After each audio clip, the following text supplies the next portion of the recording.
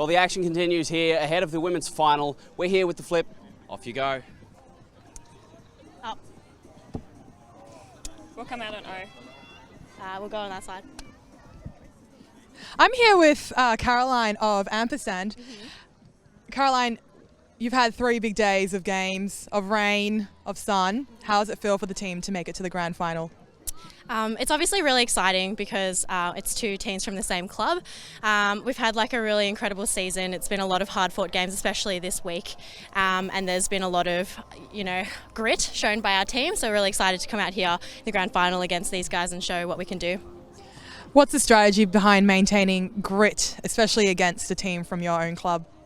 I think the key is going to be in our defence. So we're going to try to apply a lot of pressure early and have it building and accumulating throughout the game.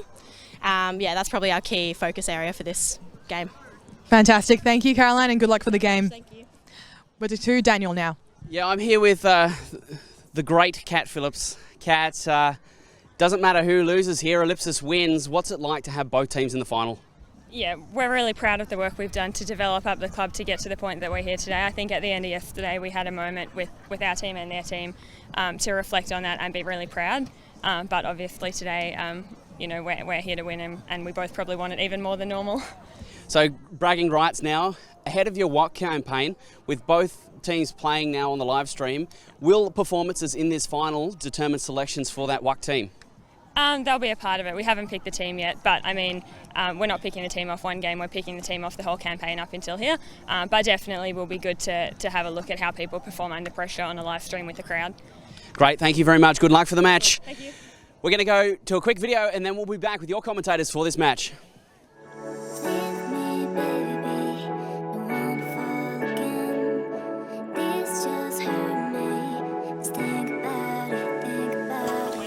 Yeah, hey, I'm Liv Carr. I'm a doctor and I play for Ellipsis.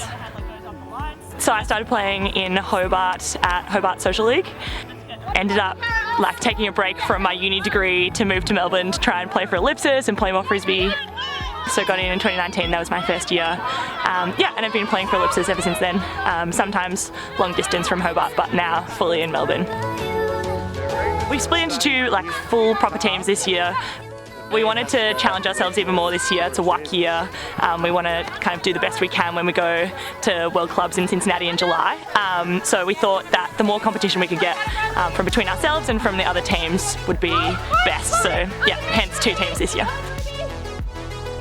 I'm most pumped to play really high quality ultimate and also just to see lots of people that I haven't seen for ages from interstate, from other teams. I'm Georgia. I study law at uni and I play for Ellipsis Asterisk. I started at Melbourne Uni back in 2012 or around there sometime. Played a few uni games, then started playing with Team Box, and then started with Ellipsis when we were a mixed team in 2013. And then when we started a women's team, I jumped over and have played with them since 2016. Apprentice. Ellipsis as a club or as a women's team has won the last 5 nationals, and I've played on all 5 of those teams, and this year I'm hoping to make it 6 in a row. Easy as anything for Ellipsis. We're hoping that having split into 2 teams sets us up really nicely, looking into moving into world clubs in July. I'm Jess Parks. I'm a high school teacher and I play for Melbourne Ellipsis. So I started playing at Deakin Uni in 2017. I thought it looked like fun, so I thought I'd give it a go and became absolutely obsessed. And then I moved on to Ellipsis and I've been here ever since and I love it. So this has been my 3rd season with Ellipsis. We are 5-time national champions and we're going for 6 this year. We're looking toward the World Club Championships later this year.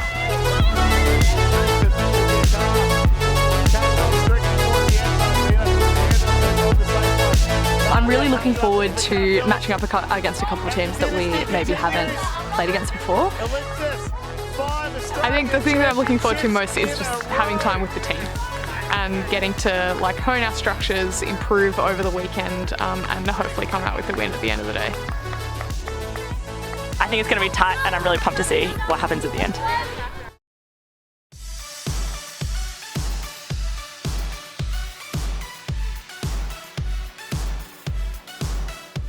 ultimate is a non-contact team sport, with 7 aside on the field and played with a flying disc. The field is 100 metres long, including 18-metre end zones, and is 37 metres wide. A goal is scored by completing a pass in the end zone. Ultimate is self-refereed. Players are responsible for upholding the rules and for resolving fouls and violations themselves. Each point starts with a pull.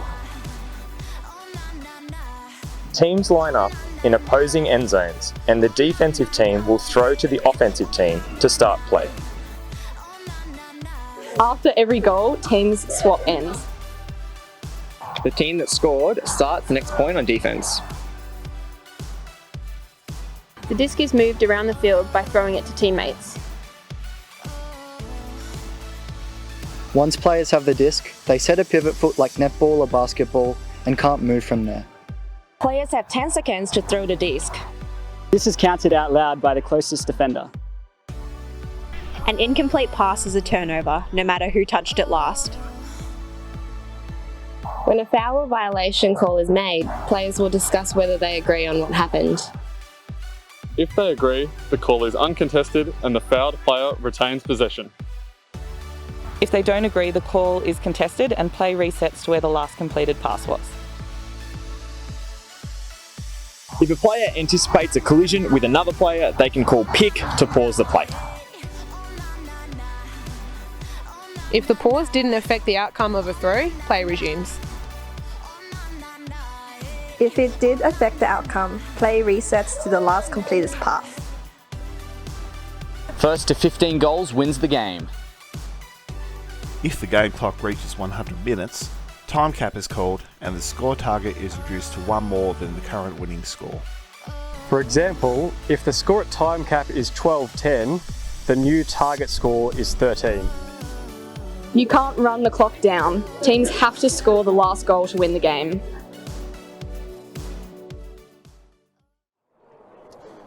And welcome back live on Kayo Freebies and ultivids.com. The Australian Ultimate Championships of 2022, the women's division final between Ellipsis Asterisk and Ellipsis Ampersand, which we're just going to refer to as Asterisk and Ampersand for the rest of this game. Ampersand in the black, Asterisk in the white. The powerhouse women's club from Melbourne. Simon Talbot here. Amy Chang joining us again. Yes, that's right. And this is an interesting one, isn't it? Two teams, as you mentioned, from the same club fighting for the gold medal. Both teams. We're still probably about a minute away from the official start, but they've been out there for a minute, eager to get this one underway. Of course, the game advisors, our official timekeepers there saying, no, we're starting at 1. But yeah, both teams are running with relatively short rosters this weekend. They're, as a club, preparing for the World Ultimate Club Championships later on this year. So split into 2 teams to basically really push themselves, test themselves against Australia's best to prepare for that. And of course, this 2 teams will condense into 1 for that event after this weekend. Both teams very evenly matched, yet to be defeated at this, either one yet to be defeated at this tournament. A couple of teams have gone close. We saw Brisbane Fuse get close to, I think it was Asterisk the other day, only to go down 15-13. So we see hear the siren in the background indicate the game clock has started, and Mara Neal for Ampersand with the pull to get underway. Fung, Egan Griffiths. Ball cutters very deep downfield. Della. Phillips going long. Sally Yu on her tail. It's to the advantage of Phillips. It's going to float for a bit. And falls down to Kat Phillips and Asterisk with the first goal. That's a great and exciting start. I said I loved big throws and big catches in the women's game, and Ellipsis have delivered. Yep. A set play we saw several times from Asterisk in the semi-final yesterday is that lateral cut from Lucy Della, followed by that long bomb to Phillips. It's usually either Della or Egan Griffiths providing that shot. Phillips usually playing, historically has played behind the disc as a key thrower. We'll see her drift back there as the game moves on, but also one of the country's best receivers. So take a look at the Asterisk lineup. The players we mentioned there, number 4, Lucy Della, number 23, Georgia Egan Griffiths, and number 35, Kat Phillips. We also want to keep an eye on number 33, Caitlin Grange, and number 14, Lyra Meehan on their defensive unit. Looking to get blocks and convert them into scores. So first goal in, barely a minute on the board. Feels it's going to be a shootout early on, Amy. It's going to be both teams just getting early points on the board. As we get our first look at the offensive ampersand. That pull's going to drift out of bounds. Alex Prentice tracked it all the way down. And she'll take the bricks. So start with the 20-metre advantage. She's got Caitlin Grange on the mark. We see Carolyn Marr isolated, centre field, one out. Sakari Toyo can't get free in the middle there. Back to Prentice. Marr. Back to Prentice. Oh, sorry, Marr and Neal getting involved. But Eva Weatherall, her New Zealand counterpart, has gone to the end zone for the big long shot. And big layout grab. And what a response from Ampersand to get going. Long shots to star players from both teams just to set the tone early. Ampersand said, "You can throw it, well, so can I." Carolyn Marr, the forehand shot from her, that's the danger one that Asterisk are going to have to look for. Try and limit the damage. You see there's... both teams are going to look to get to that, like that halfway line that we see here. That's not our marker, that's just a remnant of the football fields that are usually here at Tomaree. But that indicates, yeah, it ends up being roughly equivalent to halfway. So you'll see that's sort of going to be the marker to keep an eye on. That huge flight from Eva Weatherall there. You'll see teams try and work it to about that mark before sending it to the end zone. We take a look at the ampersand list for the first time. Number 2, Sally Yu. Number 9, Alex Prentice. And also keep your eyes on number 11, Julie Chong. Bit of an impact player for them. Amanda Fung, George Regan Griffiths. Got a split stake. You can see Della coming across the field, but Ampersand ready for that one, so they've run a zone to kill that set play. Della. Egan Griffiths.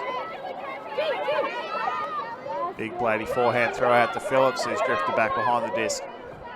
O'Connor. Back to Phillips. Bombs the forehand down the line to Lee. And against the zone, they've got Alex Prentice playing in that deep there. Usually the deepest defender's got both sides of the field to cover, Amy, but a quick low shot like that just means that they haven't got time to get there. Yeah, that deep defender definitely would have been expecting something high and lofty from a handler.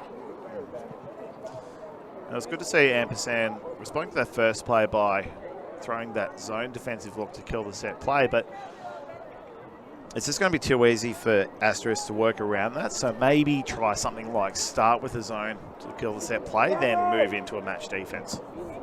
Yeah, Asterisk really threw the right sort of throws that they needed to in this zone. Considering that there's no wind, they can get away with those bladey forehands and those low and quick passes. Yeah, it's been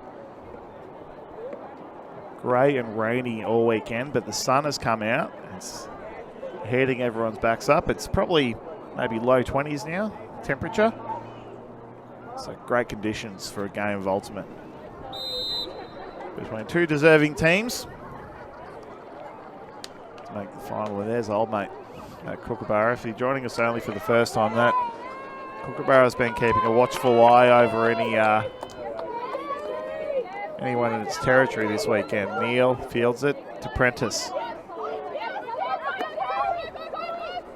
Marr between.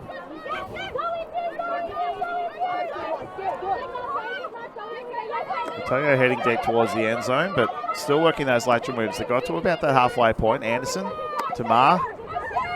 Neal on the high side goes inside to Preston.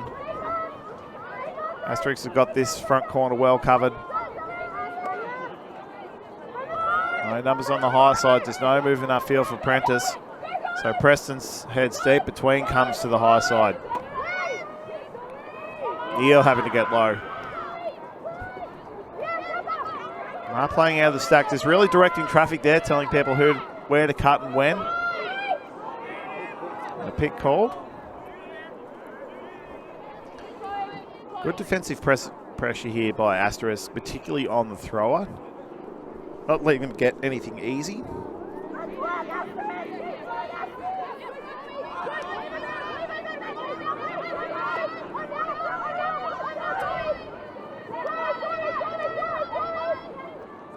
Back to Prentice.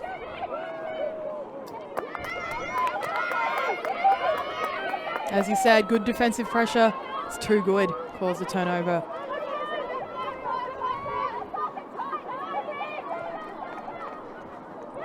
Ian. And run through D by Panya Preston there. Just read the play too well, studied her opposition too much. And Simone between cutting that one off. I think that was intended for Ruby Anderson, but they'll take the goal. And that's 2 each. They made sure they didn't throw that second chance away. So a bit of an arm wrestle at the moment.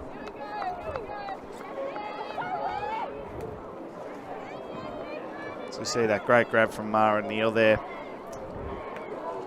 Yeah, it's a hallmark of most of the offense we'll see. It's just lateral move, constant lateral movement of the disc to try and spread the defense out. But at the moment, we don't see Asterisk go too wide on the defense. No, and the wider you get, the more space you can find, and it becomes more risky as well. We're going to throw down to Daniel Clinton, who's got some early observations for us. Stephen Wright, the coach of both these Ellipsis teams, is not coaching today. He is selecting. He's not going to be offering any input to either team. The teams are on their own devices, and it's up to them from here. I mean, how could you make that kind of choice if you're the club coach, been looking after both teams all season? You can't favour one or the other today, but yeah, so he's really just focusing on selections now for the World Club Championships. Obviously, got about 30 players between the two teams. Not all of them can make it, unfortunately, but Della and Patterson right in her tail. Della to Phillips. Forward to Lee. Lee with Weatherall on her. Too much for Holodome. And not the first look at a conversion for Ampersand here, but definitely a prime opportunity for them. Patterson. Chong having to get low. Dignam's in the stack, really directing traffic here. Hannah Bradley. Fulham with the run-through block. And Della. 30 from goal, having a good long walk upfield. I feel like she's been given license to take those long shots at the end zone. Egan Griffiths to Phillips. Puts the big backhand out. Della's going to go into it, and just too quick for Patterson. Patterson had read that so well because Della was initially heading to that right corner. But Patterson saw the wind up from Phillips, saw the throw wasn't going to come, so hung on that high side. But yeah, to stop and turn and change direction in this soft ground against an attacker who's already, approaching full speed, very hard to do, but good.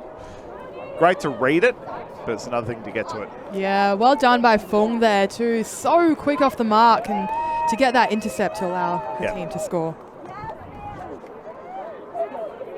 Yeah, Bradley just slowed up a touch to get that, and when you've got an experienced player like Fung on your tail, if you start to slow up, she's just going to go fully straight through. So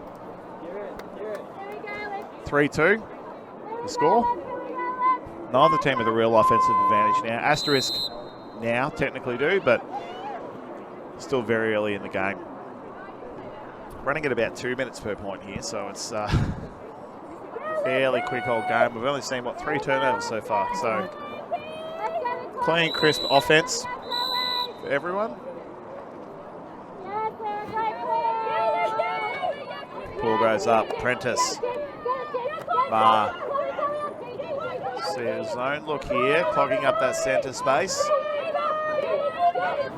Prentice having to take those attacking shots through the middle. Keep your eyes on Sakari Toyo just to the right of screen there in the centre. She's just going to look for those gaps. Attack the space. There we go. She attacked that one, but Mars has put it half a foot too far in front of her. Egan Griffiths and McDonald get restarted quickly. Want to take advantage of this one. Grange. Egan Griffiths having to get low. Parks. Egan Griffiths. Cuts coming from everywhere at the moment. They're going to want to tidy this up. Egan Griffiths, she's got Leah Ramian long. Keeps it low and direct. She's going to have to go. She's reeled it in. Saliu calls out a goal.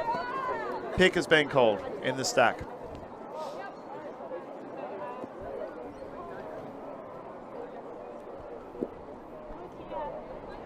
So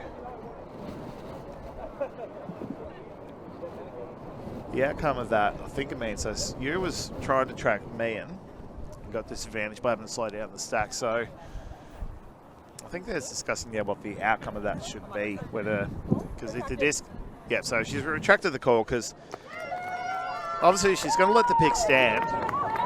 It, you know, Meehan retains possession, but she landed in the goals. So essentially you're wondering, look, if I wasn't picked, could I have prevented that goal? Yeah, and that's an interesting one by Ampersand. Just looking at the replay, it did look like you had a disadvantage from that pick. Yeah, and you see that bid from Atoyo there. Throws is getting starting to get ever so slightly out of reach. The wind's starting to pick up. So you see me in there. And so you with the pick, it seems like a late call, but you are allowed to sort of wait and see if it was a disadvantage. And because it looked like it was going low and flat, and she thought, well, if it turns over, I'm just not going to make the call. But because Meehan got it, okay, yep, clearly disadvantage. So, but smart by Egan Griffiths to keep that throw low and flat because she had two defenders coming in hot. Any height or float on it would have meant that they could make a contest at it. Yes, it made it hard for Meehan, but it made it even harder for the defenders. Made Meehan look very good on the highlight reel. So Asterisk with the first defensive break of the game, carrying a 1-goal advantage now. The score's 4-2. But Ampersand on offense now. Neil, Itoyo. No real secondary movement just yet. Weatherall jukes one too many times, and Phillips runs out for the easy intercept. Up the line to Meehan. All options heading away from her at the moment. Nothing coming towards her, so has to just wind up, get her marker moving. Finally finds Tracy Chong. Della. Disc was drifting away from her. The wind has picked up now, the top to bottom breeze. Mara Neal's put it up high. She's got Dignam long. That's going to float over the top. Hollobone's there just sticking her hands up, wondering what's going to happen. It's drifted back the other way. The old double helix. She's done well to read that one. That was...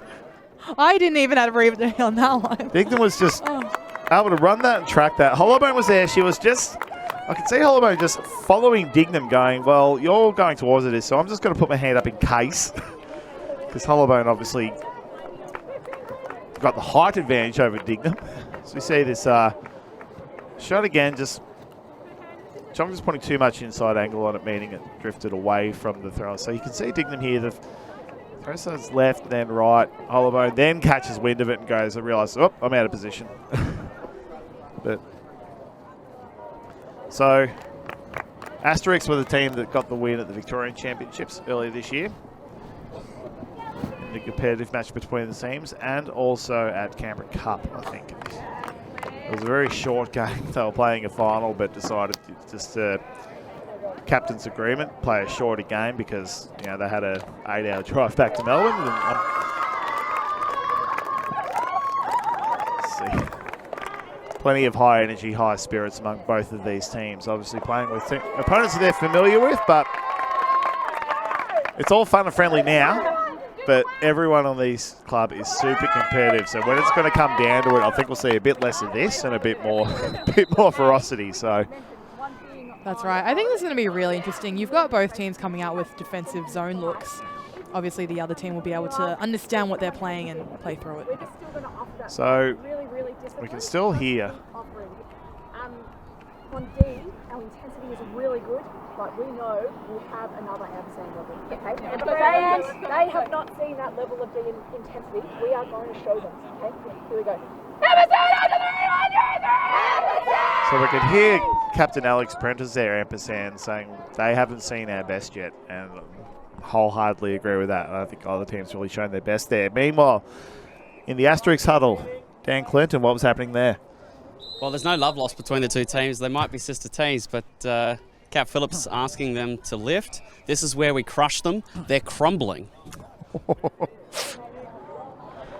Strong language, but I mean, like we said, that's their level of, that's the competitive spirit of both of these teams. You know, they will get around and support each other up until the very moment when they're against each other.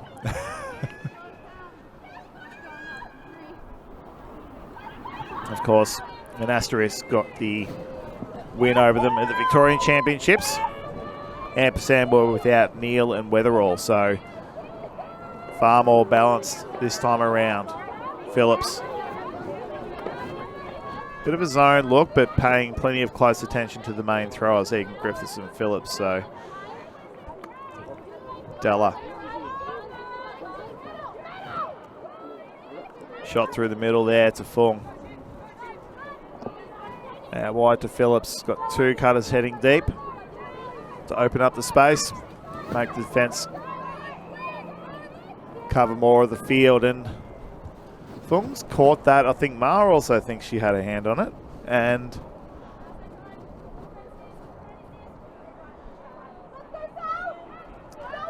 force out foul. We'll explain that one later. Della.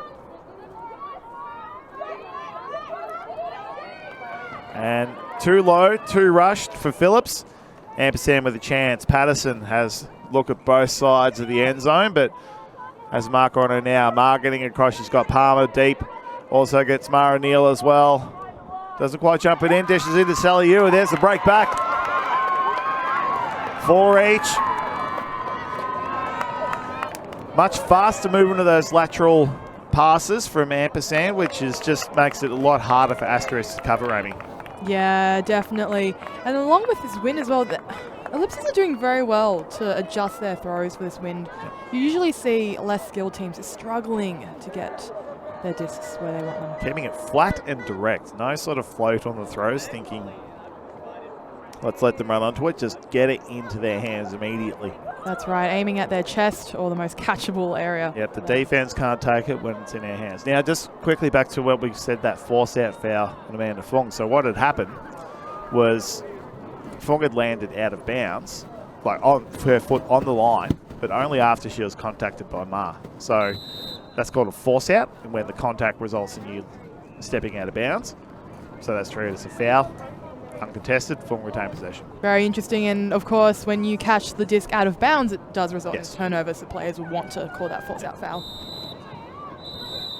Don't see many force out fouls, they're pretty rare. This is the first one I've seen in a while. It's a rule that makes perfect sense.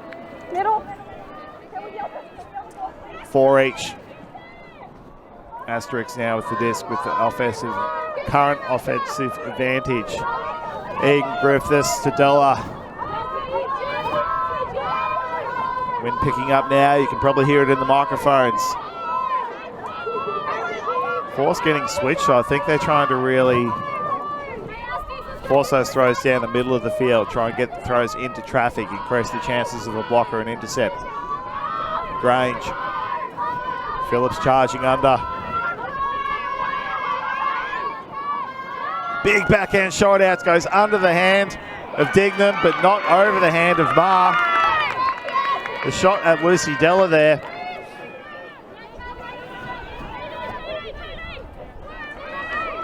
I like that Ma-Della matchup.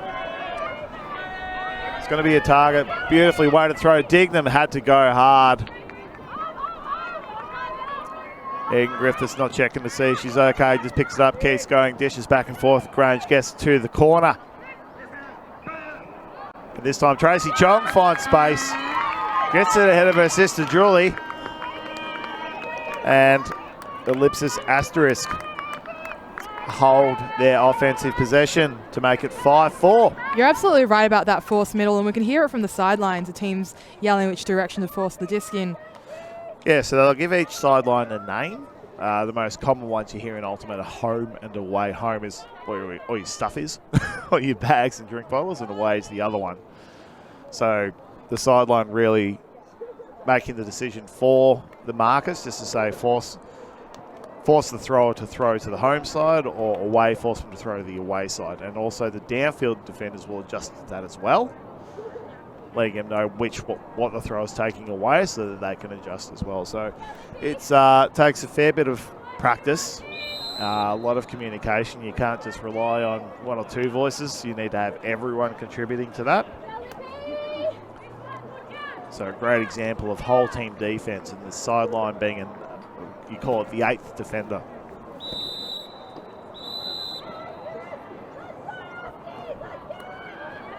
Phillips to Paul, keeps it low and flat. Landing in bounds, going for territory, more so than float. Between gets it going to Prentice. Neil Prentice puts the shot up, and Anderson's doubled back. She'd gone deep, and then right as she turned to come under, the shot's gone up. A little bit too much excitement there from Ampersand. So Asterisk with the chance to gain an offensive advantage. A 1-goal advantage if they can put this one in. Meehan, Grange playing almost every point so far. Meehan got Gonzalez heading deep. McDonald in short, doesn't like any of those options, now looking backwards. Phillips, Grange on the high side, can't get it to her. McDonald, little 1-2. Phillips has got Hollowbone with the shot. She's going to have to do some work, but yeah, puts on the afterburners, gets it into her lap. Fantastic shot, and that's what we like to call throwing into a different lane. So if you imagine the whole field split up into 3 vertical lanes, you generally don't want your shot going into the same lane, especially if it's a long shot. Yeah. That's way too clogged up. Yeah, I guess they're clogged up by the defense, and you make life hard for your receiver as well. It's very hard to run full tilt looking directly over your head, but if it's just over your shoulder, you've got a glance, you can get a judge of the flight path, put your head down, get a few meters in, and then turn around again to meet it. As you can see, yeah, see Hollowbone's just having to look just up and only slightly over the shoulder so she can go full tilt. Yeah, clear vision the whole time. Yeah. And how spoiled would you be as a receiver to have Kat Phillips putting that placement out for you? Like to have that kind of reception all the time would just make your life so easy. And you can see she did the early work to get open, but then it looked quite easy by the end due to her early hard work and the throw. That's right. What a dream it is to receive one of those shots. How fun. So another timeout called. We're 24 minutes in. Still running at about 2.5 minutes a goal.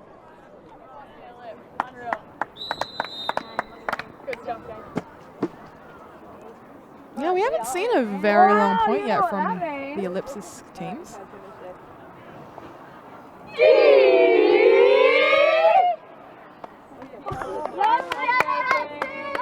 You know things are going well when most of your time out is spent determining what your chance is going to be. I like that one. So, but they hold a 1-goal offensive advantage at the moment, Asterisk, so the scoreboard reads 6-4. But Ampersand are to receive this one and play offense.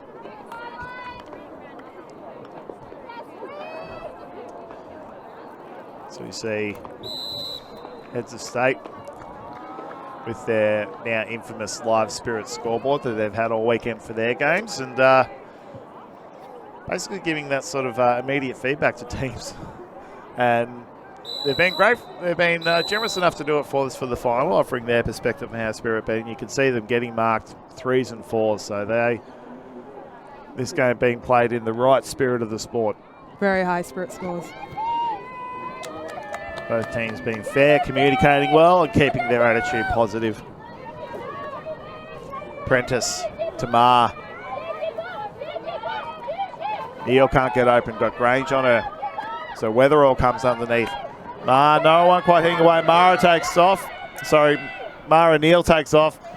Egan Griffiths saw that wind up and said, I know where this is going, and took off immediately. So got, 5 metres ahead, clean intercept. So force middle again from Ampersand. Egan Griffiths looking towards the back of that formation, but takes the easy shot to Caitlin Grange. Grange to Della. Well, can't seem to head away from Della at the wrong time. So she looks up. She has that great throwing range. O'Connor has to wait for it. 2 goes at it.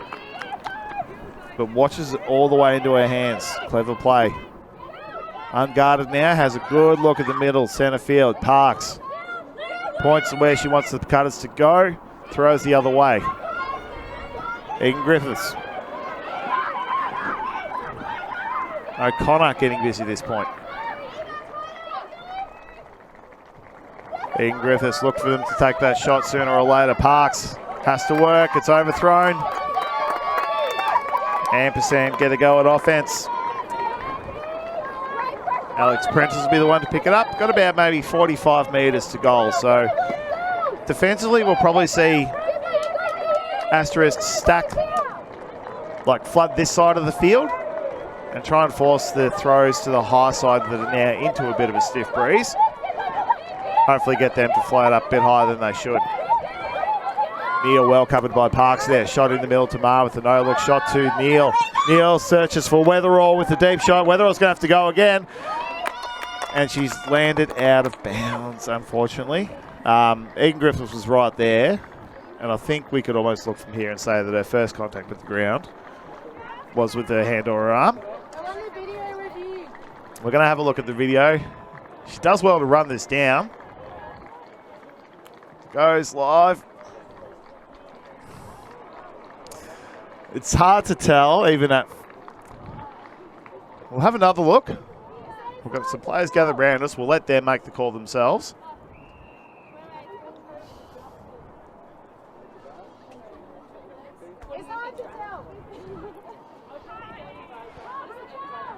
Steve, I would say on the line. Yep. So we have another look. It's where the first contact is. I think her I'd say probably the hand's the first contact, which will be out. Yeah, that hand definitely looks like it hit the ground first. Yeah, the commentary's saying it's really hard to tell. He thinks it's on the line, but it's really hard. It's not clear, so it's better to go back. Yeah.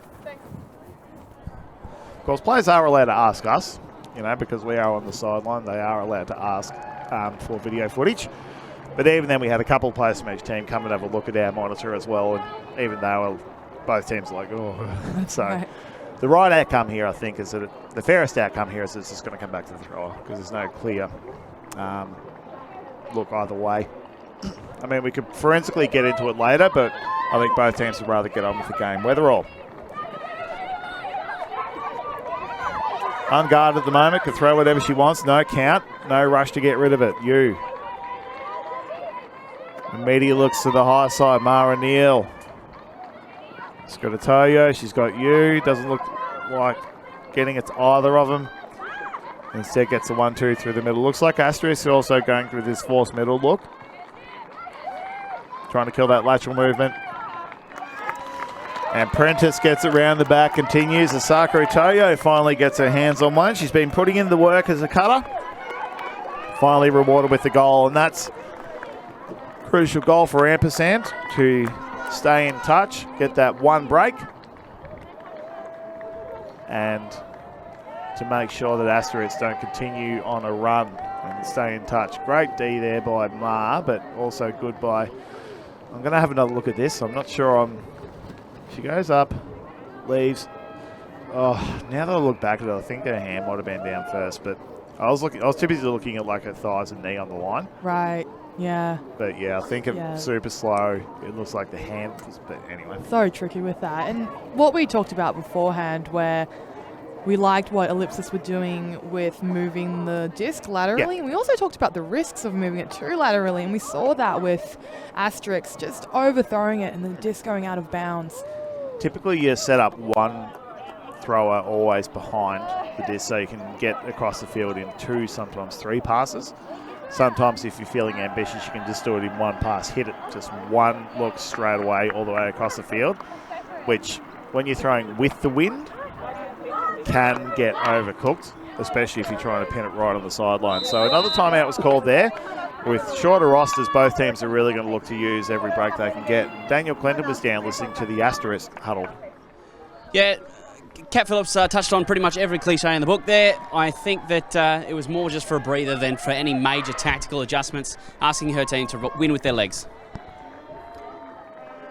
So yeah, I think, as you pointed out there, Amy, rather than get too creative with their throwing, too tricky or creative with their throwing, just work hard to get open and make the throws easier. It's hard for the defense to get it when the disc is in your hands, so keep it in hands as much as possible. It does make it difficult to respond to creative throws when you're on day 4 of a long competition and your legs are tired. So we see out the back there the open medal presentation ceremony happening. Sunder Slice getting their gold medals. If you haven't watched that game, we definitely recommend you check it out on demand. One of the better games of Ultimate I reckon I've seen in Australia in a number of years. Mara Neal sends the pull-up. Asterisk on offense. Fulham having to wait. Egan Griffiths. Zone look from Ampersand kills the set play, so Lucy Della pops the throw over to Tracy Chong, who goes down with one hand to grab it. Kat Phillips got a couple of options. No clear, obvious one, so Waite heads back to Della. Della throws and goes. Attacks that high side, goes through McDonald, then to Fung, then receives it back. McDonald.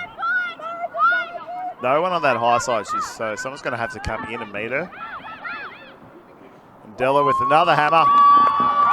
This time finding Lee, and this is just Lucy Della's playground, this field. I really like this point by Asterisk. They were clean and they actually decided to go quickly when they need to through the zone and also just take their time.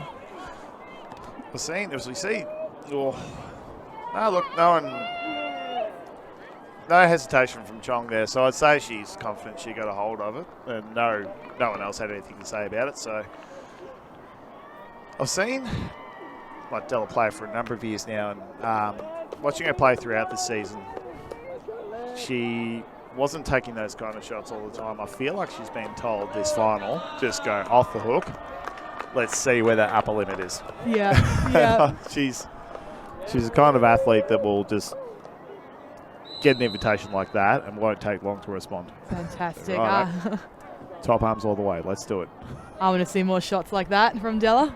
Very exciting. Yeah.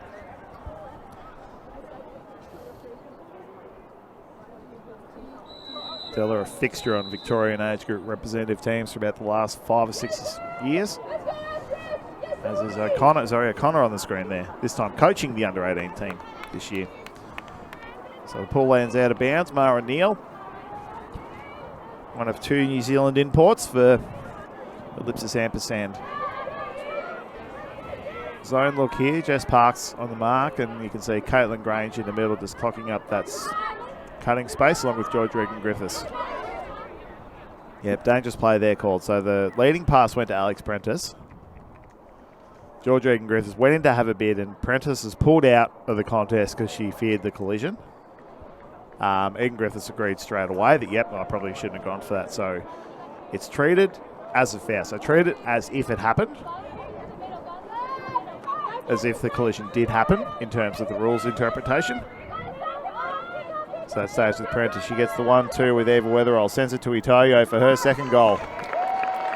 Itoyo miles free in the end zone. So it was a different defensive look from Asterisk, and it feels like if you're going to allow them that lateral movement, they're just going to take it. I think that forced middle might be the key. I think so. And you don't want big throwers to get into a power position to be able to throw that long throw. Yeah, so power position is when they cut upfield and then set themselves up from the feet to the knees to the hips to the body to the arms in order to be able to throw a big throw. Kinetic energy, momentum, something about physics. That's right. I've had it explained to me before, but I never remember. I just remember it looking and feeling awesome. That's right. It also means that your marker is typically behind you, so you've got a 1.5, 2 second window to throw whatever you feel like. 7-6 now, sorry, to Asterisk. So if Asterisk put this one in, they take half. So the break for half happening when the first team gets to 8 goals. But wouldn't a defensive conversion be unreal right now for Ampersand to bring it back to 7-all? Big first gainer to Lucy Della. Chong cutting laterally, Lee cutting towards her. Patterson doing a good job marking, preventing any kind of creative throwing. Phillips, you having to go long. Phillips has a good long look upfield. Lee comes towards her. She's got Fung going deep. She's got Chong going deep. Lateral to Phillips. McDonald. Tracy Chong. Lateral to Phillips. Numbers on the low side. Puts the ball out. Della goes high too easily. She had a look. Della was drifting out that way. And Phillips had a look first time, but then went to look to the high side. But it looks like just no one from Ampersand reacted to Della being there. So she just tried to back a couple of steps, had another go at that same cut. And Phillips says, oh, that looks much better the second time. Let's do it. That was a great point by Della. She's really owning that space. Yeah. And we saw, we'll point her out, but Chloe McDonald playing that same kind of role that we saw James Bray in the Open final, just playing that. Her mind is about 2 passes ahead. So you'll see her just sort of break open into a space right as someone catches it. You see her play it here as we see that layout bid from you, and they're the kind of risks that Ampersand are going to have to take in order to get the disc off Asterisk. There's just not going to be any kind of loose offense. So that's the half break. Teams are going to take their full measure of 5 minutes to get some water in, get their breath. We're going to do the same. I'm going to take a couple of minutes. We'll be back with the second half soon.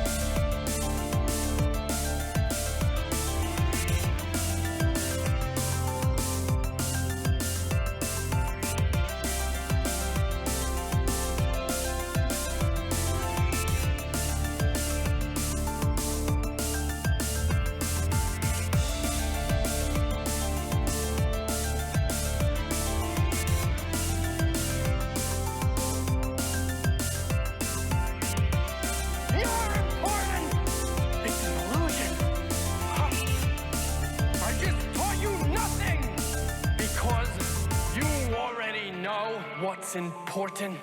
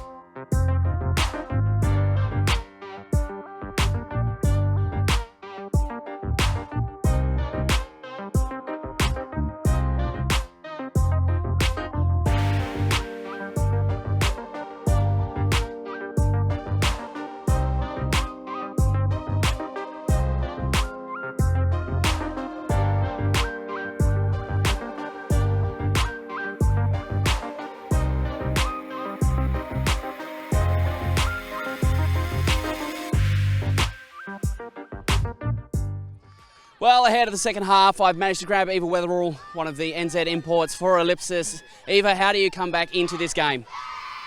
We've been down at half a couple of times in this tournament, so we know how to come back. We just need to play our really tight Ampersand D and Clino. And I believe you've got some fans overseas? Yeah, I just want to shout out to my mum and my sister and my friend Rebecca, whose number I'm wearing, and all the New Zealanders for watching. All right, good luck for the second half. Hopefully they can bring this back, take it to Universe. Ellipsis v Ellipsis. Simon Talbot, your commentators. Thank you, and Amy Chang with me as we saw Steve Baker, our game advisor, getting a few party tricks out for the crowd as the halftime show. And we'll give a shout out back home to two of the Asterisks players back home who unfortunately were laid out due to COVID protocols. Liv Carr, Simar Dhaliwal. Hope that you're watching and enjoying as well, and supporting your mates. Cheering on the team. Yep. Of course, they get to start their prep for World Clubs early. Yeah. Forget about having to put in the days in the wind and the rain. That's right. Forget this. That's our vain attempt at a silver lining there, Amy. Okay, so Ampersand start this half on offense, so it still remains a 1-goal advantage to Asterisk at the moment. So Ampersand will want to get this one in and then start to lift the defensive work rate. Prentice to Neil. Couple of cuts heading everywhere at the moment, nothing really clean. Neil, plenty heading away from her. Ma has Preston. Anderson on the high side. It falls into the lap of Hollowbone. Phillips. Got Grange charging deep, decides to send it. Preston's got that front position and takes the clean intercept. Ma heading deep. Prentice, Atoyo's unguarded this near side as Hollowbone catching up. Anderson on the high side. Phillips is just sitting deep and has left Anderson on that high side. So I can get it out to Anderson, or if she can attack the disc, draw Phillips out of that deep space. That's going to give him a clear shot. Anderson now coming towards the disc.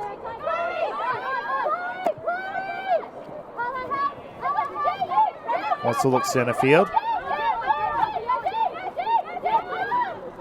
Prentice bodying her way into that play, and Ma has to go at it.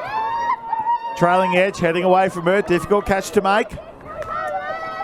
Prentice not happy with herself after that one.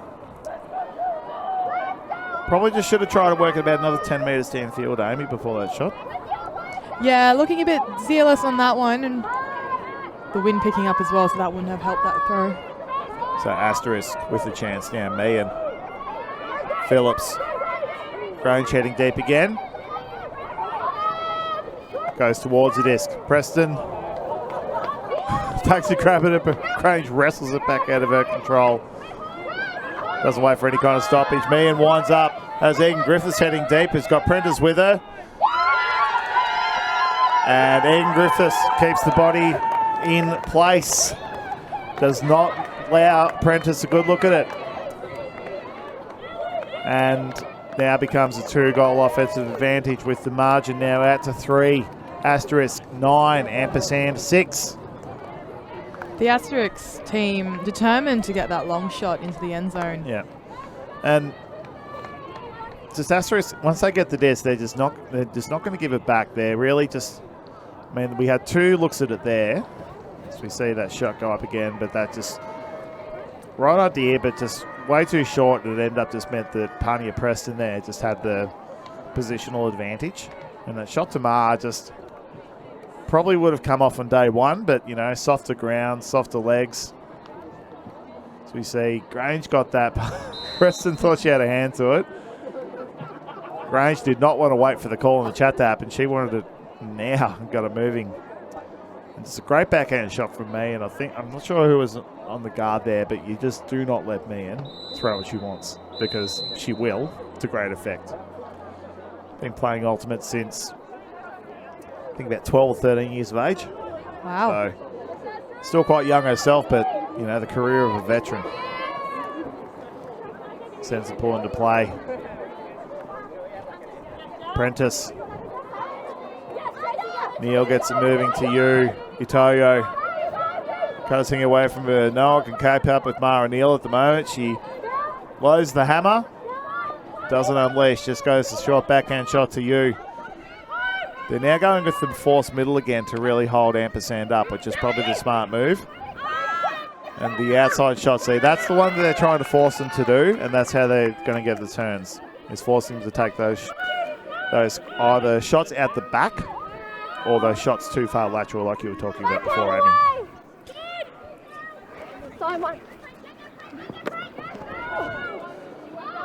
Della gets her feet clipped a couple of times but stays upright.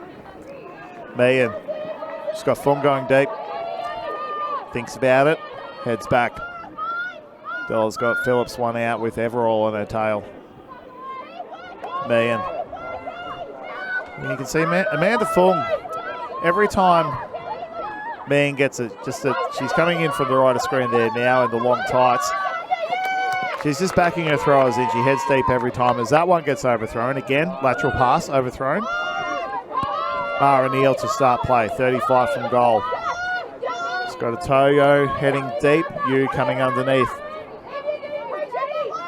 Engages Neal, puts it up the line. Phillips has a think about going for a bid, decides to keep Weatherall in check instead. Neal looking to the higher side, giving a nod to Prentice. So make a move for me. Popped a bit too high, gets a fingernail to it. Not enough to control it. Meehan to Phillips, keeps it up the line.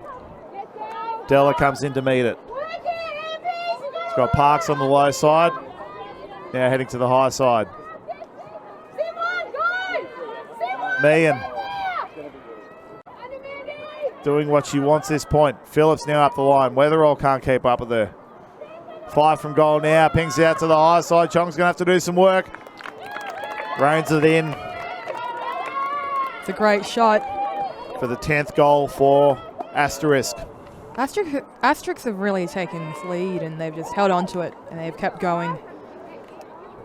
I think we've got to have a word to the engravers after this final if Asterisk win. And that's to make sure they print the word Asterisk, because otherwise we're going to see ellipsis with the symbol next to the name, and everyone's going to wonder what was contentious about the final. That's right. Why have we got that one marked? Where are the terms and conditions for this one?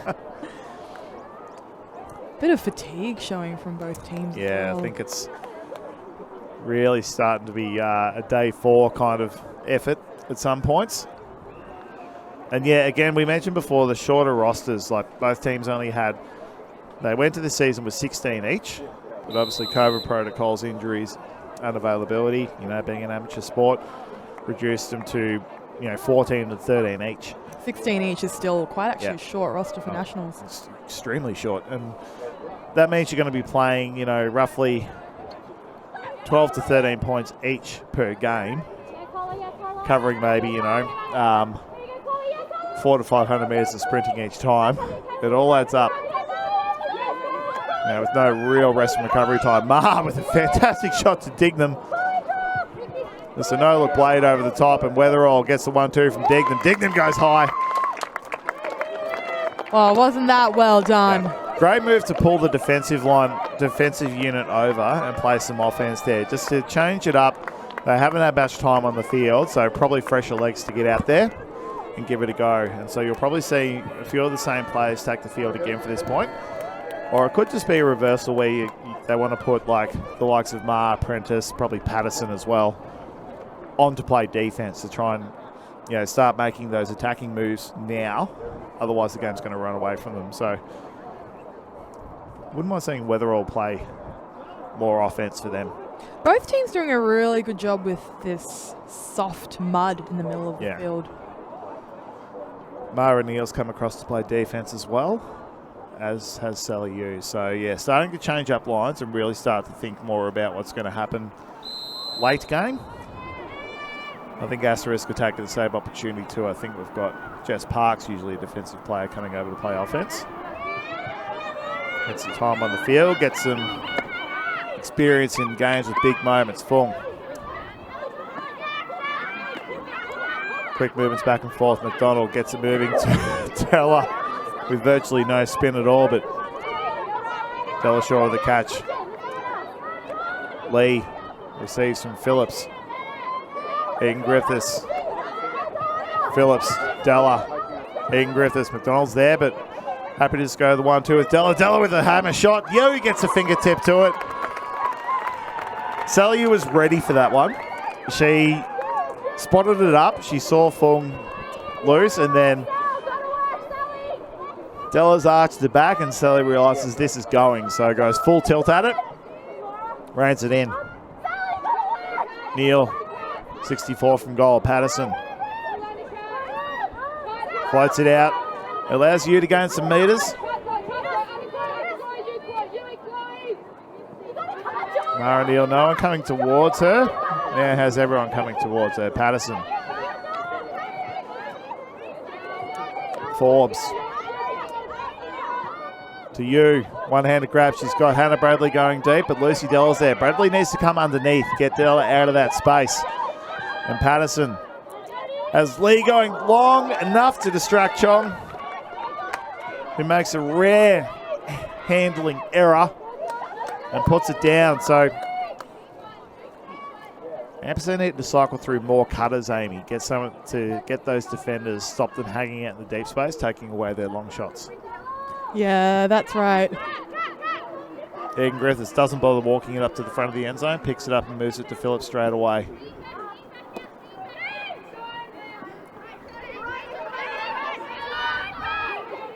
Lee.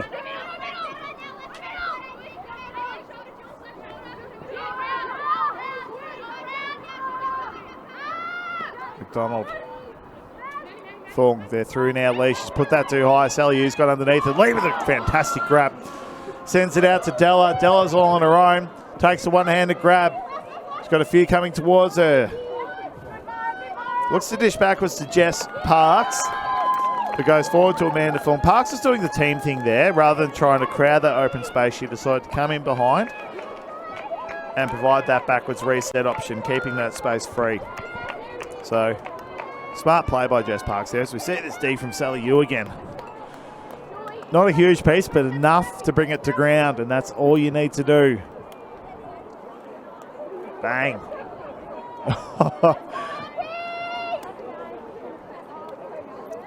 As we see, a couple of the pilots from that point. That quick movement there, but a bit too quick, but Lee had to reach behind her and get it. Asterisk looking very comfortable in a zone offense. Yeah. I like that they're taking those difficult, hard to throw shots. Yeah. A shout out to any students from Kingswood Secondary College tuning in to see their teacher, Jess Parks, competing.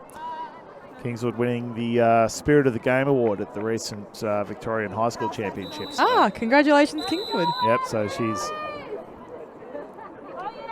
I'm sure they'll be checking out their favourite teacher. Chasing a gold medal. Neal, Tamar, Kayo. Weatherall playing downfield this time. Neal, a couple of feet tripping up in the stack there between Mar and Grange. They play through Apprentice. Weatherall.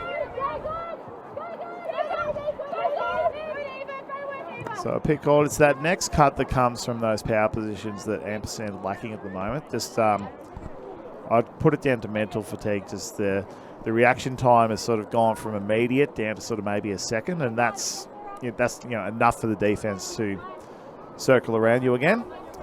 So Neal, a few more anticipatory movements might be better. As you can see, Clarice Tan heading bottom left, starting to move like that now. Ma.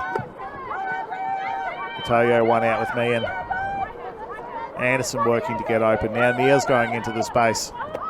High stall count, so he just has to take that option. Gets the 1-2. That was really good defense by Asterisk to sort of circle that front corner, take away everything else, and then Ma had pretty much no options left, so had to throw that contested disc to Neil. Yeah, that's a really tight spot to throw into. They've done well there, but well done to Asterisk for forcing all of that action into one area. So a crucial offensive hold for Ampersand to stay within touch. 8-11 the score.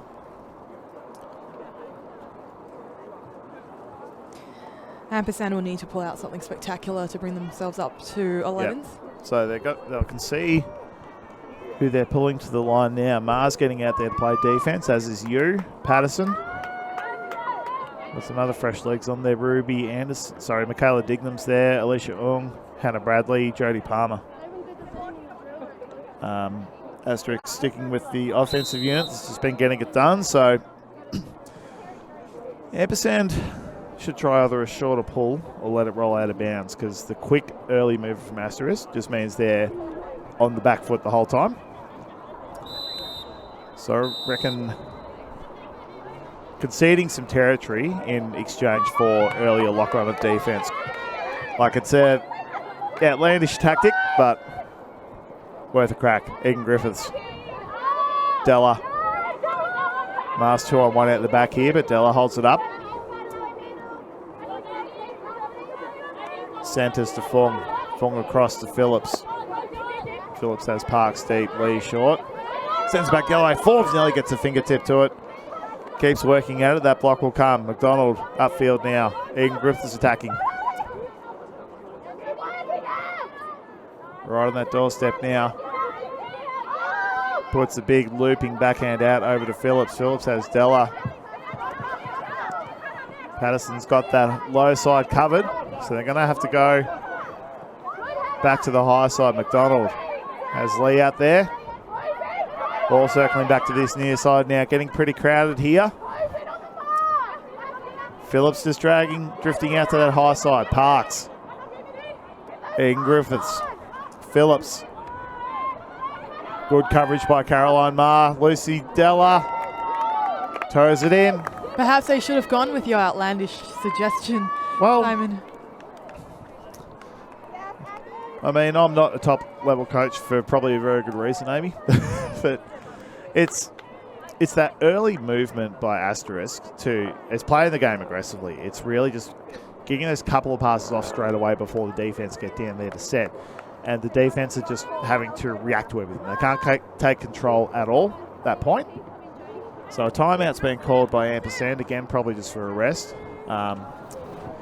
Typically teams will just go for distance and hang time in the pool, try and give the offense more. I have to work the entire field and hang time to give the defense time to get down there. So, like we're seeing,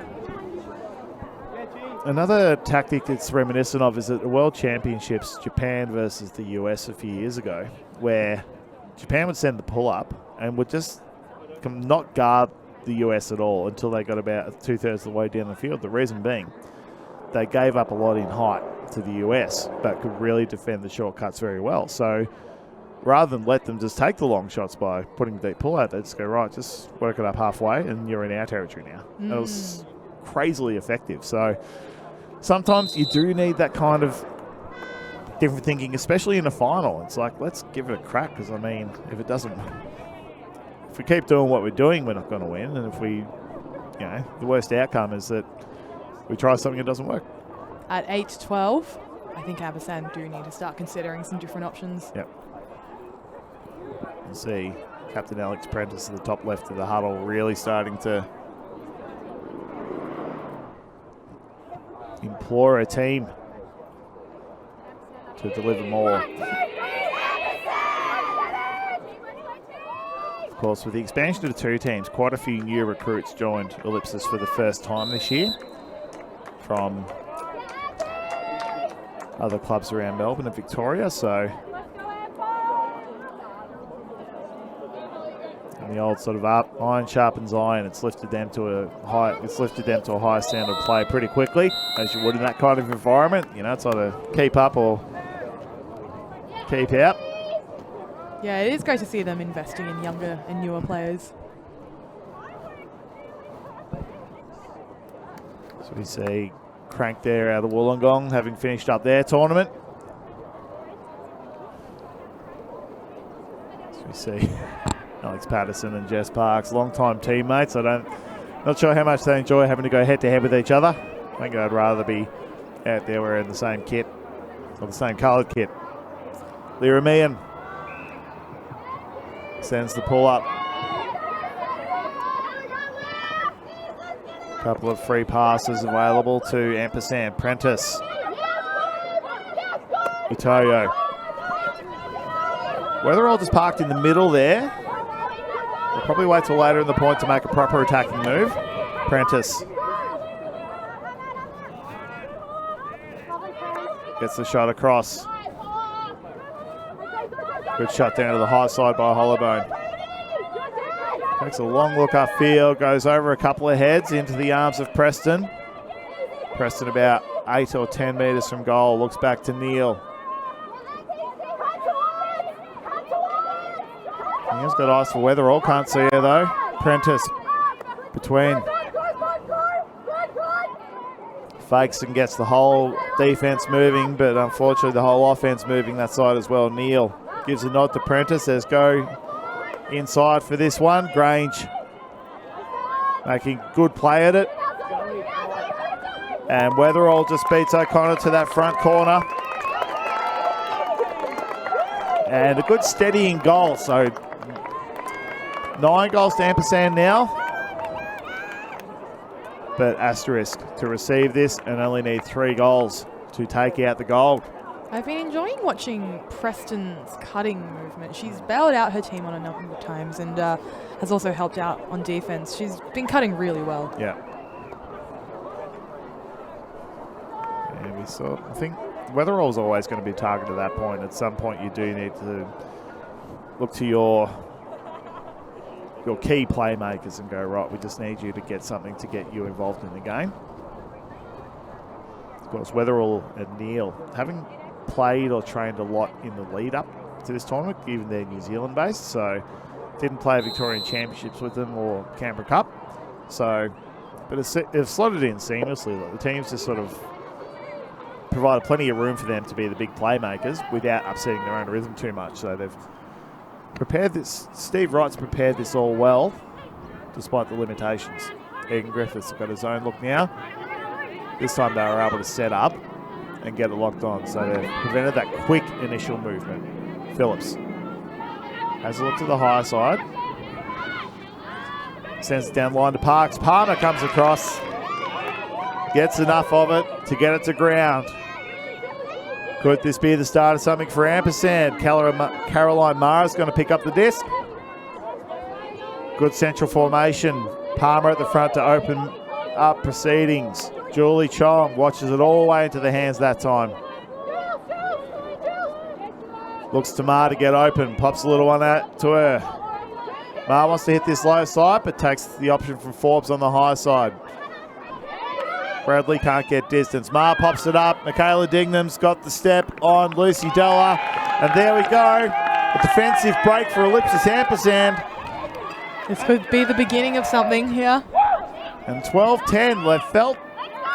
It's felt like they've been behind significantly for a while, but just that one goal, you now get to look up and see that it's just within 2, and you can hear them start to get that energy. That's right, both teams now in double digits. It's going to be their first. It's going to be a good defensive look for them now, second defensive in a row. And again, it was that being able to put that early pressure on, not allowing Ellipsis Asterisk, they're both called Ellipsis Asterisk, to get that quick movement and keep them on the back foot. So, I mean, if it were me, I'd just break the pull. Yeah. Again, just do the same thing. Yeah, put a zone down there and force a turn. You sort of worked it out that once they're stagnant, that's where your opportunities are, so just don't let them move. So we'll see what Neil does with this one. Of course, the credit means that if you can admit that you're going to deliberately put it out of bounds, when it goes out of bounds, you can say, I meant that. So she's put that up. That's going to hang. Well, they best of both worlds, landed it in, and they've got it locked on. Dignam leading the charge, and Egan Griffiths has put that into the ground. Mara Neal. Just under 20 from goal. Dignam goes high.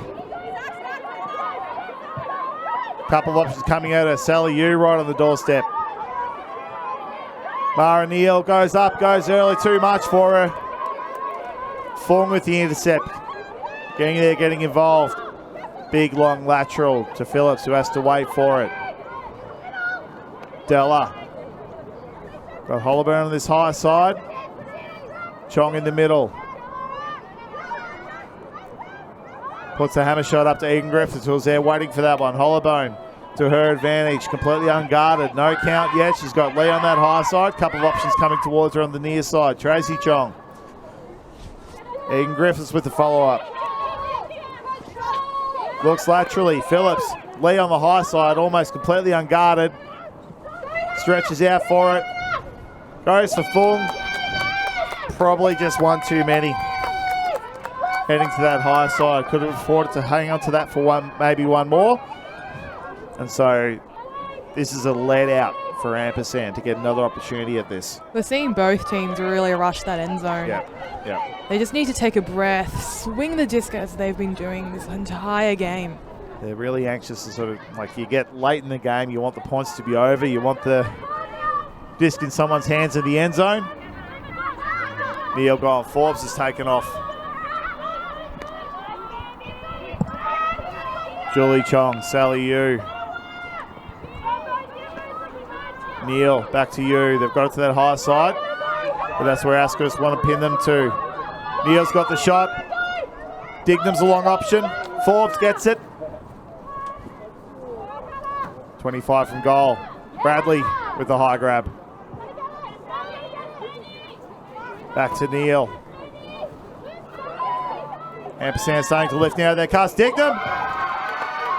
There's that front corner goal. That long up the line shot that they've become renowned for this weekend. And there's the two in a row. 12-11 Ampersand. Back down to still a 1-goal advantage to Asterisk, but this game's just become very interesting, Abby. Yeah, Ampersand have really found another gear. We went from them being down 7-11 now to 11-12. Yep. Being able to turn this around, get 4 of the last 5 points. If they keep it up like this, they might have a gold medal in their hands. Could do. So another timeout called. Again, teams not really strategic use of this. We seem to be just getting a timeout every 3 to 4 goals. I think teams happy to just sort of trade those timeouts. As we tick towards 70 minutes, so we're not going to get to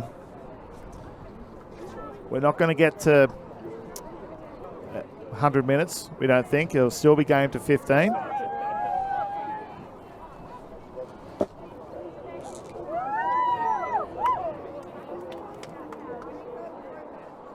Good chance for both Ellipsis teams to rest their legs. Yeah.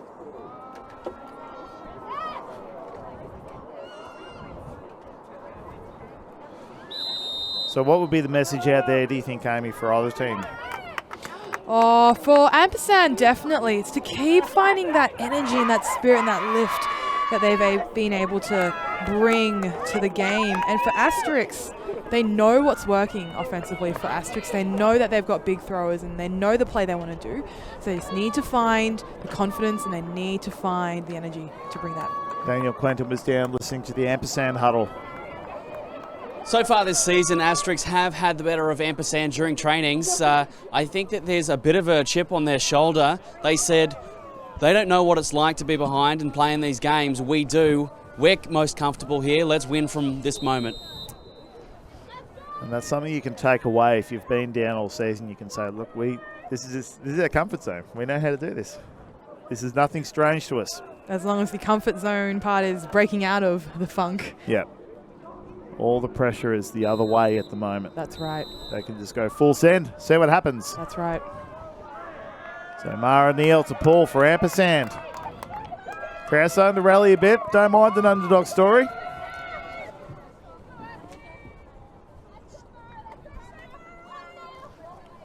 As that pull lands out of bounds.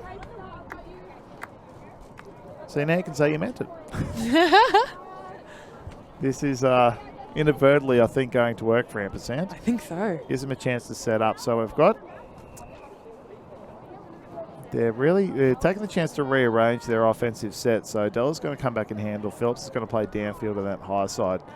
It's a zone-ish look, but Dignam's going to go one out with Lucy Della. So Della's going to basically stay back, remain out of the play as much as possible. Blade shot over the top to McDonald. Well contained. Now Dignam's paying most attention to Egan Griffiths. And Della puts the long forehand shot up. Mara Neal gets it ahead of Kath Phillips, and there we go. There's the turn. Dignam putting in the work at the front of the stack there. Yu hits the low side, having to go wide. I think Phillips got just enough of a fingernail to it to push it out wide.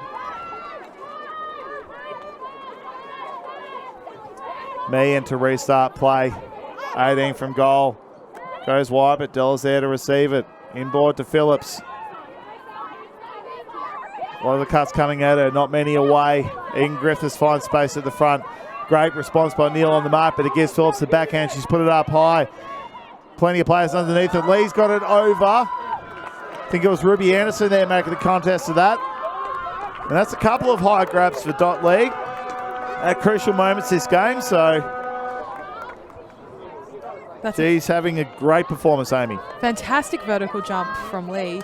And what was interesting about that zone from Ampersand was that they were really able to contain very quickly, especially when that first bladey forehand came across and broke the zone effectively and got the disc into the middle of the field. Usually you want to see the offensive team be able to break through that zone as soon as that middle shot's been taken. Yeah. But Ampersand were just on it quickly. So just positioned herself well. She knew she had the reach, so just camped it beautifully and went up at the right time. Didn't sort of worry too much about what the defence is doing around her. Just decided I'm going to have my run at it. And so Asterisk retained their advantage. Ampersand on offence now. Lyra Meehan with the pull.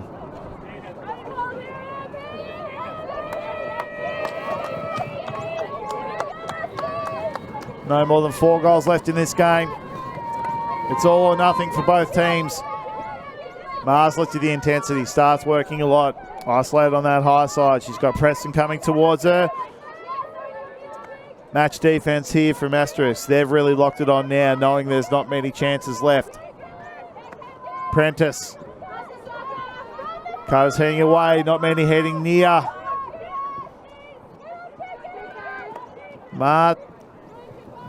Well, Parks hit the deck. I think she copped a bit of a nudge. Was a bit late with the call, so Ma played through it, but Parks says, no, that's on you. So it'll be back to Neal. Ma just comes even wider to get the under. Itoyo coming towards her, but well covered by Gonzalez. Neal goes up line. Weatherall comes in. Has one look. Can't get a clear shot to Ma, just sends it over the top to Neal. Neal's got one go, has to have a second. The Blueberries are cheering at the back, saying in.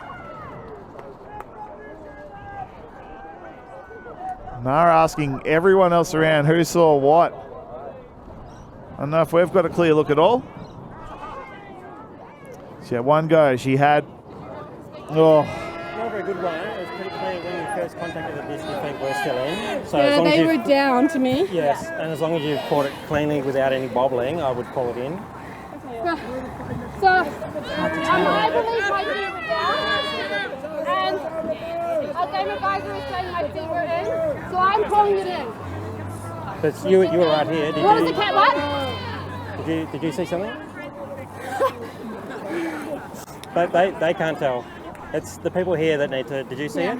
I didn't see it. You didn't see it? Yeah, if your feet were like dragging on the ground, I reckon they were in, because when you first jumped, your feet were still in. So like, if they didn't come off the ground, then it's definitely in. I was really trying to keep them down. Yeah, I was focused on them. Yeah, I'm happy to call it in then. Well, are you happy with that? Good chat from everyone, a good outcome. Steve Baker, our head game advisor this weekend, was right there and said, look, your feet, from my perspective, you're in. Then we heard Zoe O'Connor there from Asterisk, just off of her perspective, saying, look, if you're confident your feet were down, then we'll call. I'm happy to say that, yep, that's a goal. Because O'Connor was right there, not making a play at it. And yeah, so her feet on our vision are a little bit obscured. Like, it looks into me, but again, we've only got a partial view of it. But excellent body control by Neil, just to sort of go, right, I'm close to the line, so I'm just going to plant the feet. See, from that angle there, her feet are definitely down. Yeah. But we can't see where the sideline is. So No.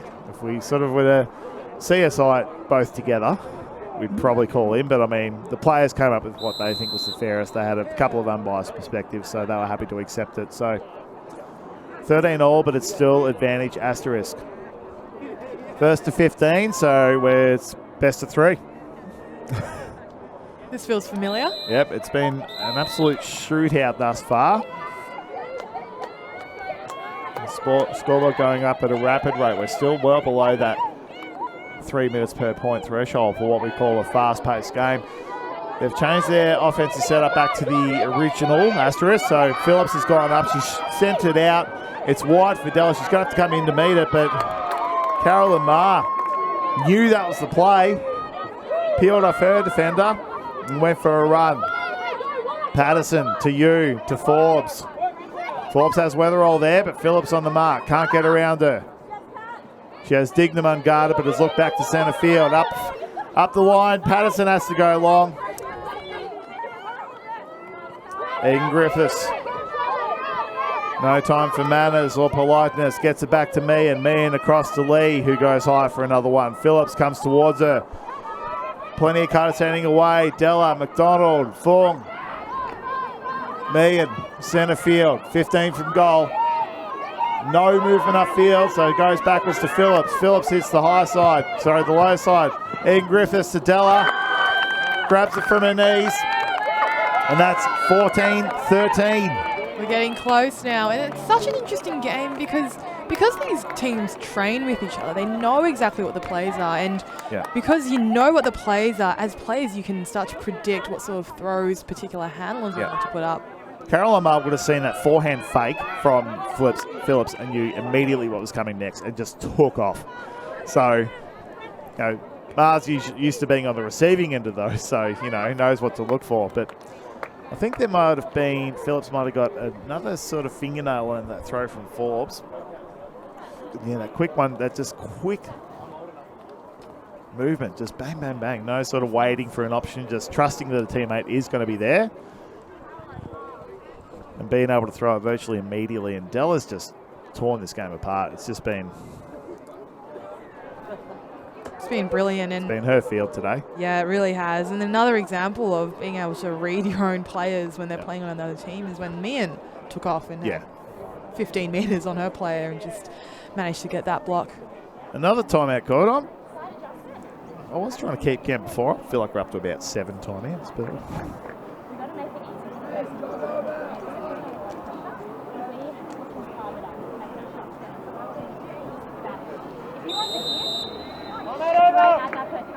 Of course, the club having another big tournament coming up in a few months, so using all the timeouts they have to make sure that the players' legs are rested and not succumbing to overuse injuries. If they're lucky, they might get next week off from training before they have to head back. Dan Clinton, you were down listening to one of the huddles. Slight tactical adjustment for Ampersand, wanting more verticality and more effort out of their cutters down the field. Karamar felt they were a little bit static down the field, so wanting a little bit more from them. That's an observation we made as well, Amy, that, the cuts earlier in the game were coming one at a time, very mechanical, but starting that sort of rigidness of the offense starting to slip a little bit as the mental fatigue sets in. So I think calling it out in the huddle can sort of really flip that switch to go, right, okay, we need to be wary of that, and I think we'll see it a lot tidier, but never more has their offense needed to be tidier than this point here. They need to put this one in to give themselves a shot at the goal. It's Ampersand need 2 goals. Asterisk just need the 1.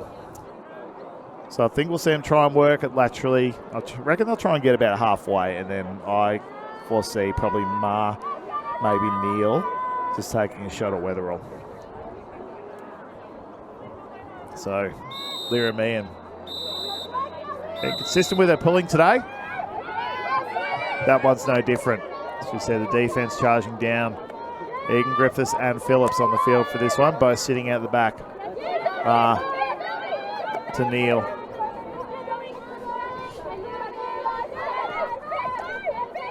Ma can't get free of Grange. Prentice, forward movement to Neil. Only 1 or 2 looks upfield. Ma keeps that toe in bounds. Anderson free. They're really making Egan Griffiths and Phillips have to do work to cover a lot of territory here, but willing to just push them down the field. Mara Neal shoots it up into the lap of Weatherall. Kat Phillips had to go at it. We knew that was the play. Asterisk knew it was the play, but you still can't stop it, can you? No, when your players are that good, you could give them the playbook. You could give your defense the playbook and they'd still be able to execute. So Asterisk had the right call defensively. They just had Phillips and Egan Griffiths playing defense, stacking this high side, knowing that that's where they're going to work it down.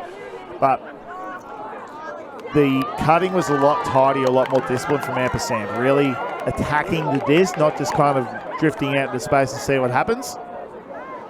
And yeah, Phillips had to go early because she knew that Weatherall had that backside position.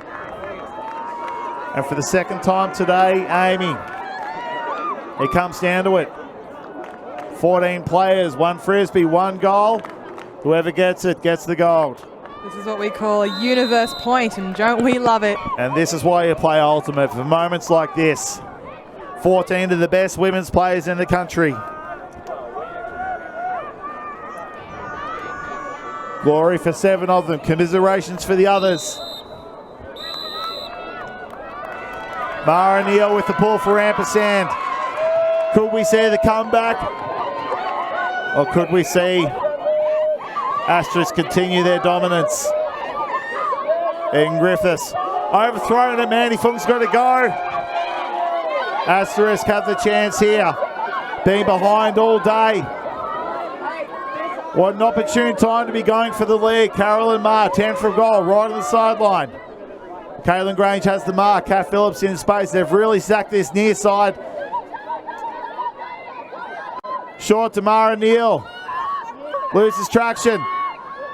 Player absolutely screaming at the back. Michaela Dignan for that one. Goes high. She's landed in. What a play. What a catch.